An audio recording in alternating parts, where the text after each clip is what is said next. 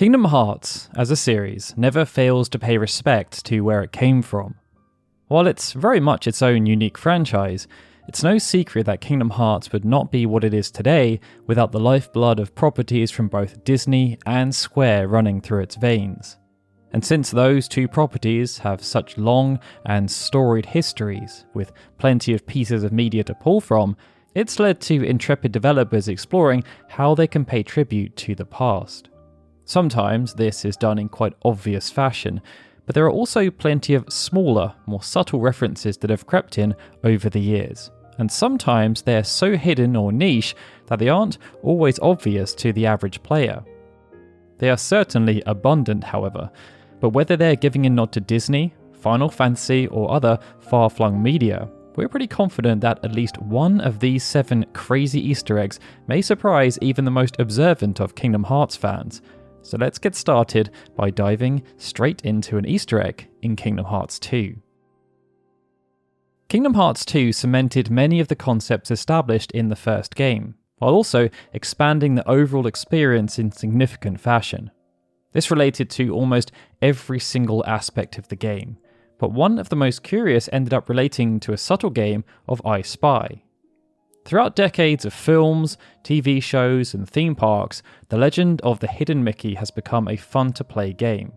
Whether sneaking into the background of Disney's animated films in the forms of silhouettes or cleverly arranged materials, or in the construction of buildings and displays at Disney's theme parks, Hidden Mickeys are often just that, hidden in plain sight and not obviously visible upon first glance.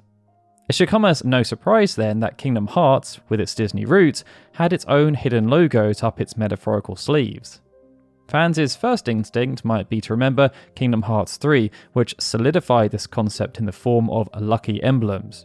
A whopping 90 of these mouse silhouettes could be found hidden across the game's many worlds, and if they were photographed, it returned some hefty rewards. Finding these emblems was also vital for unlocking the secret ending of Kingdom Hearts 3, as well as forging the game's ultimate weapon.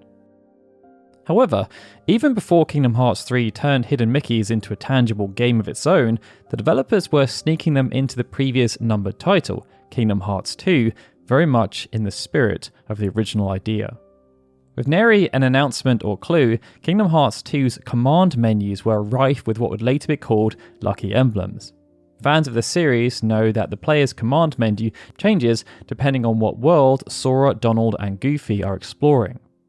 Each one bore its own unique design based on the aesthetics and themes of that world. In most, if not all command menus, silhouettes or forms of Hidden Mickeys were nestled away in animated backdrops, liquid splatters on the command bar, or even in split-second animations when selecting a command. They didn't call attention to themselves and were present presumably to play into the infamous decade-long tradition.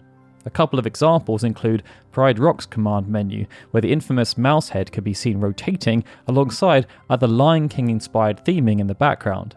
And when focusing on the blink and you'll miss it, the symbol appeared when Sora visited Beast's castle. When selecting party members or using items, an animation that resembled rose petals emitted from the selection. In actuality, the centerpiece of the rose petals was a hidden Mickey. There are many more examples tucked away in Kingdom Hearts 2's extensive command menus, and we recommend you check them out for yourselves to see if you can find them all.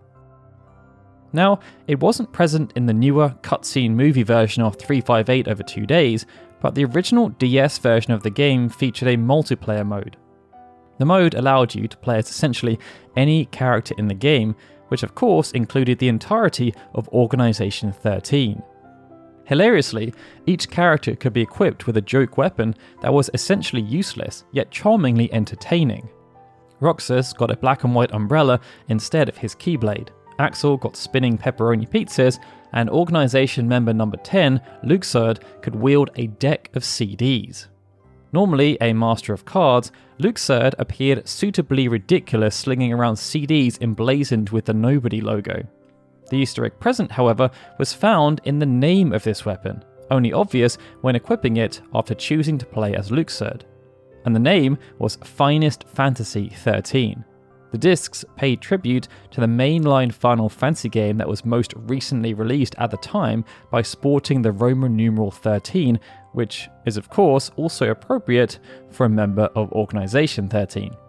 Considering how niche Kingdom Hearts 358 over 2 Days' multiplayer mode is now, and even was upon release, the Easter egg truly required some investigation. How fitting for Kingdom Hearts' resident Gambler of Fate to wield it. Another Easter egg planted in reference to Kingdom Hearts' fellow flagship series appeared in Kingdom Hearts 3, specifically the toy box. Soon after, Sora and his friends landed in this world and met Woody, Buzz, and the other famous toys from Pixar's Toy Story films, they raced off to the local megastore, Galaxy Toys.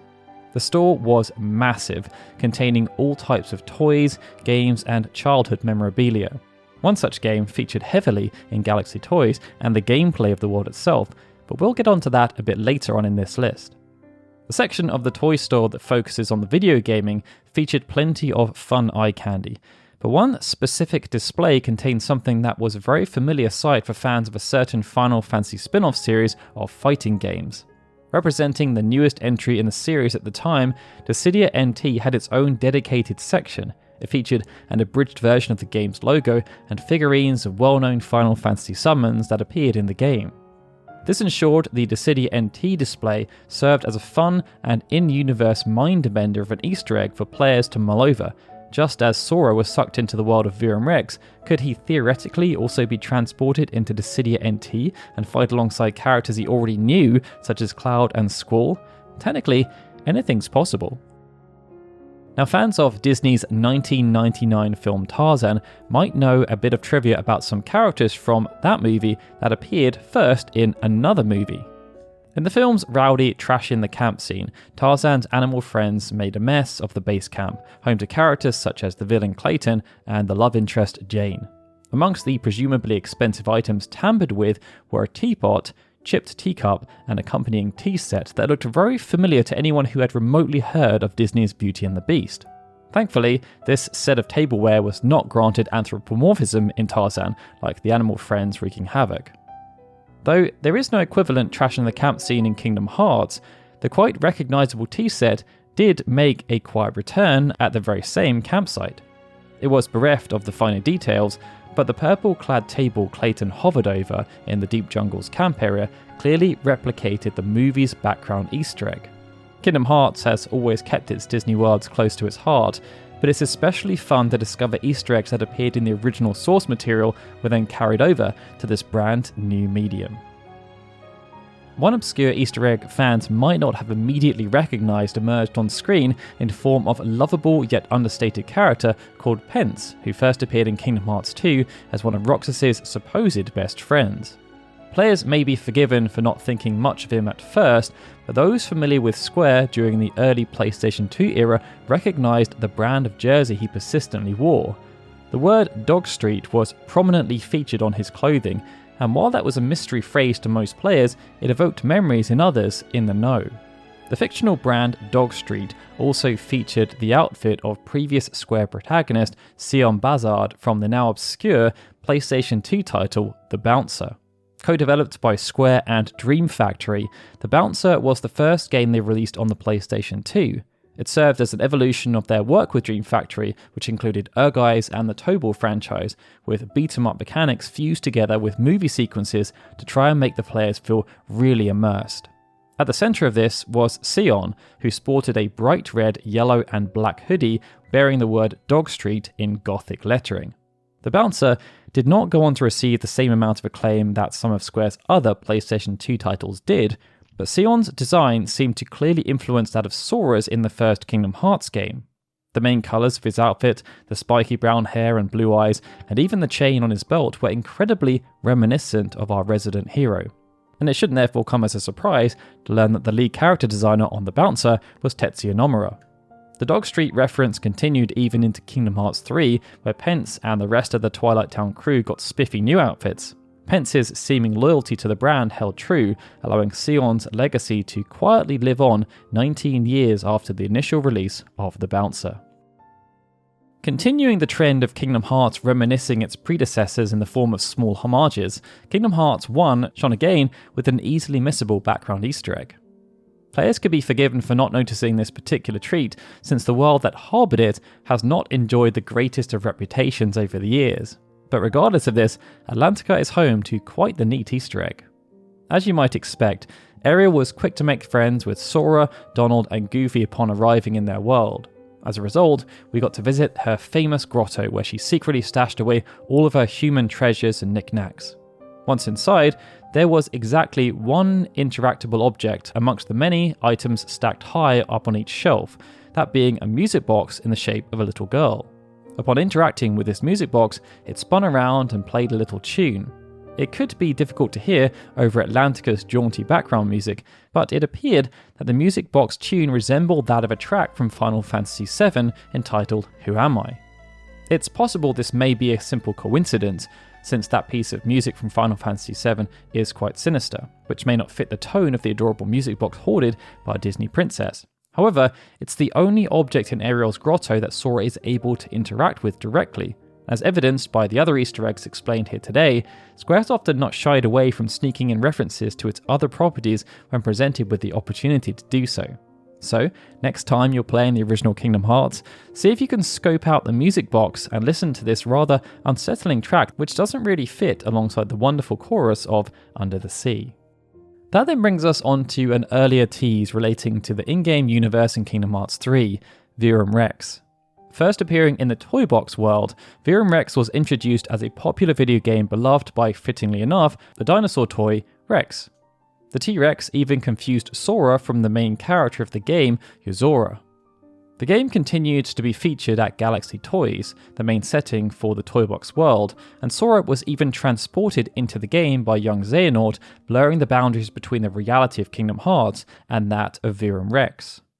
After Sora, Donald and Goofy exited the Toy Box, that seemed to be the end, but Verum Rex and Yozora had an important and mysterious role to play in the secret ending of Kingdom Hearts 3. Sora disappeared from existence, and then found himself in an unfamiliar world face to face with a character he believed to be fictional, Yozora. And to make matters worse, Yozora wanted to fight. Regardless of the outcome of the battle, a new scene featuring Yozora eventually began to kick off the secret ending.